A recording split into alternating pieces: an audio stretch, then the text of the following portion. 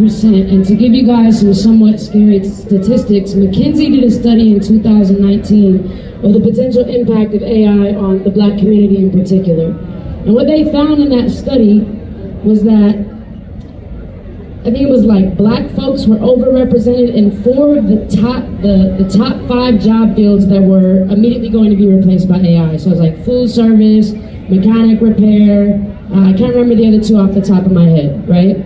Then they did another study in 2022 to look at the impact of that, and they said, oh yeah, AI is coming and it's coming for Black jobs first. Now in the United States, less than 25% of Black Americans hold a college degree. So if we're already in these positions that are less advantaged or less able to quickly reskill, then we have to rethink what a future workforce looks like for us, where it's not about learning a particular skill or a particular career, it's about learning how you learn so that you can teach yourself anything. Like, how many of you ever heard prompt engineering as a career? Right? Yeah, that's already dead. There was a paper that came out that showed that AI can do prompt engineering better than humans. And so in the future that we're coming for, no matter what jobs or industries are or are not created, the best way to make yourself flexible to move forward in that is to be able to quickly learn whatever is coming next. The other piece of that I wanted to add on to about data, I know we're all familiar with like the worker strikes and like, you know, what's going on in Hollywood and maybe with some musicians, like the AI generated Drake songs or the recent Beyonce one, which slapped, by the way, and those folks being upset. But what we don't realize is how some of us as everyday people, our data is being used. So who here has an Instagram account? All right, well, Instagram just took every picture that was ever posted on their platform, unless your account was private, from 2009 until 2023 to train an AI model. How many of y'all got payments for that? Right?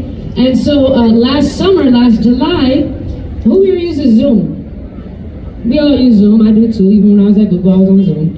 And so Zoom updated their terms of service last July that if you record your meetings and you post them inside a Zoom cloud, that you gave them a license in perpetuity forever to allow them to use not only the content of your meeting, your voice and your likeness to train whatever AI models they want.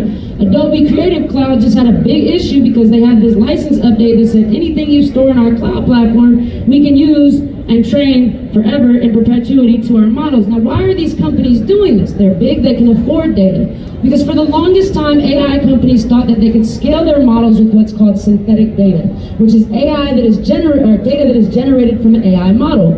But research came out last summer that demonstrated a phenomenon called model collapse, which is basically when you feed an AI model data that comes from an AI, the AI starts to eat itself and it breaks. So now our human data is more valuable than ever.